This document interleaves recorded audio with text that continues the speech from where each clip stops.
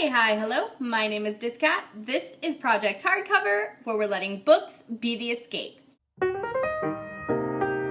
Hello, lovelies, and today I have my May book haul. So already this month I did a graphic novel book haul, which you guys can check out right here. High five, high five. But now I'm going to haul all of my regular books. And yes, I still am wearing the same clothes from my Nimona book review, which you can check out right here. High five, high five. I love when I have high fives so close to each other. I don't know why, I just do. But yes, I am back to my babysitting gig, and I figured while the kid is napping, I have time, so shoot all of the videos right now. I mean, in all actuality, I'm only shooting 2, but still, whatever. But enough about all of this jibber jabber. You guys want to see what books I got this month, so let's just hurry up and get started. The first book that I picked up this month was Me and Earl and the Dying Girl by Jessie Andrews. So I have been meaning to get my hands on this for the longest time. I was interested in this when it first came out. I just didn't really know how well it was gonna go over. A couple of people read it and they weren't so keen on it, so But then Raylene from Padfoot and Prong 07 read it, and it's like one of her all-time favorite books now. Also, the movie for this is coming out very, very soon, so I needed to hurry up and get my hands on it and read it, because I really want to see the movie, because the trailer for it was freaking amazing. I'll leave a link for that down below. So anyway, this book is about a boy named Greg, who kinda doesn't do friends. Like, he kinda only has one friend, and he doesn't even really consider him a friend. He considers him like a business partner, and the business that they're partnering in is making these little homemade videos. But during his senior year, this all changes when his mom forces him to befriend this girl who is dying of cancer. So this story revolves around Greg, Earl, and this dying girl, and all of their misadventures. From what I've heard, this is a hilarious book, and I just cannot wait to get to it. The next book that I picked up this month was Struck by Lightning, the Carson Phillips Journal by Chris Colfer. So, again, I was interested in this when it first came out, but again, the reviews were kind of mixed. Then they decided to make this into a movie, and I've seen like screen caps and stuff from the movie, and the dialogue looks hilarious. Like half of the screen caps for this movie, just everything that these characters are saying is all stuff that I said when I was in high school. So that really inspired me to go out and pick this up. Also the fact that it was at Staples for like $2. Yeah, it probably has a little bit more to do with the whole just being $2 thing. I don't know too much about what this is about, but I think this has to do with a boy who is in high school, and he's kind of in danger of failing high school. I think his only hope for passing is to pass his newspaper class, but he doesn't have any stories, so he decides to start blackmailing people. I think that's what it's about, but don't hold me to it. Again, I don't really know. But I have high hopes that this book is going to be very, very funny, and I hope to get to it soon. It is pretty short, and like the font in here is pretty big, and it's like really, really spaced out and stuff, so I don't think it'll take me too long to read this. The next book that I picked up in May, I am so excited about, and it is the collector's edition of Fangirl by Rainbow Rowell. The minute I heard that they were making special editions of this book, I knew I had to have one. Not just because of all of the perks, like the amazing freaking fan art that's on the covers, just like with the Eleanor and Park special edition. Oh, it's just so fabulous. And then, of course, the little pink ribbon and everything.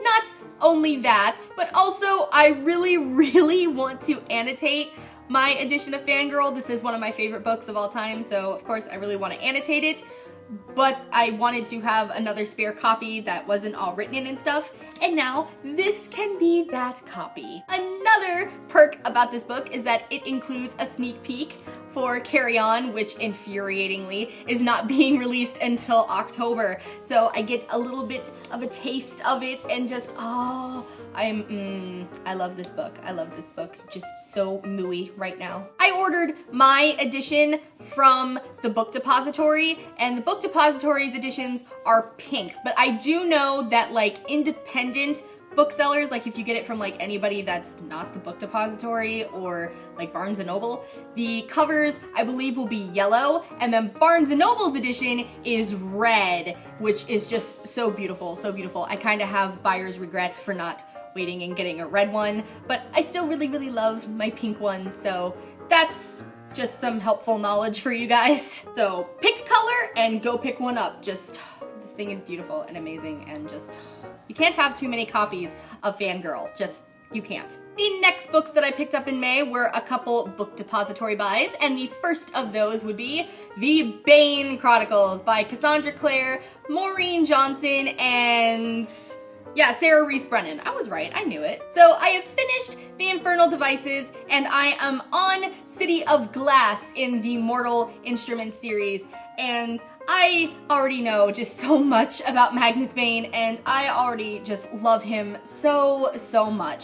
So of course when I heard that he was getting his own book of like little short stories and snippets to give us even more information about him, I knew I had to get my hands on it. And then when I saw it on the Book Depository for like $5, I was just, no, it's meant to be. It has to be mine. I have to have it. And now I do. So, like I said, this is a book that is a whole bunch of like little short stories about Magnus Bane's life before the Infernal Devices. I'm pretty sure it's before the Infernal Devices. It's just all full of Magnus-y goodness, and I'm not sure if I should wait until I'm done reading the Mortal Instruments before I start this. Let me know down in the comments if I should wait until it's done, if there are like spoilers in here or something. Like, let me know down in the comments if I should hold off reading this until I'm done with the Mortal Instruments. Thanks for helping a sister out. The next book that I got from the Book Depository was Illusion by Sherilyn Kenyon, which is the 5th book in the Chronicles of Nick series. So far I'm only on book 2 of the series. I'm so behind. But I do own all of the books, and then when I saw this on the Book Depository hardcover for $2, I was like, oh, I needs to have that. I need to have it. And now, whenever I feel like getting caught up on this series, I can just like marathon the 3 books that like I haven't read. But for those of you who don't know, this book follows a young man named Nick, who is actually introduced in Sherilyn Kenyon's The Dark Hunters series. But anyway, this series is kind of Nick's origin story. It tells about where he grew up, how he grew up, and how he came to be involved with the Dark Hunters. It's a really awesome, sassy, snarky, sarcastic little paranormal series, and I'm in love with it. I'm in love with all of the characters that Sherry writes. I love all of them, and I love Sherry, so I am super glad to have this, and I really, really, really do hope to get caught up on this series soon, because again, I do love these characters, and I love Sherry's writing, so I need to buckle down and get caught up on all of my Sherry books, because there are quite a few of them that I'm behind on. The next book that I got from the Book Depository was To All the Boys I've Loved Before by Jenny Han. Now, shockingly, I have not read a Jenny Han book before, but based on what I've heard, she's one of those quintessential cute contemporary writers that you just have to read the books for, kind of like Morgan Matson and Stephanie Perkins. She's like on their level of cutesy contemporary goodness. And this has been getting just rave reviews from just everyone. This book is about a girl named Laura Jean who writes love letters to boys that she falls in love with. And then she keeps all of them in this little hat box. And of course, everything's well and good. She gets to gush out all of her feelings for these boys and hide them away, and they never have to know about it until one day someone mails all of her letters to the boys she wrote them about. And this story is just about Laura Jean trying to deal with the humiliation and the consequences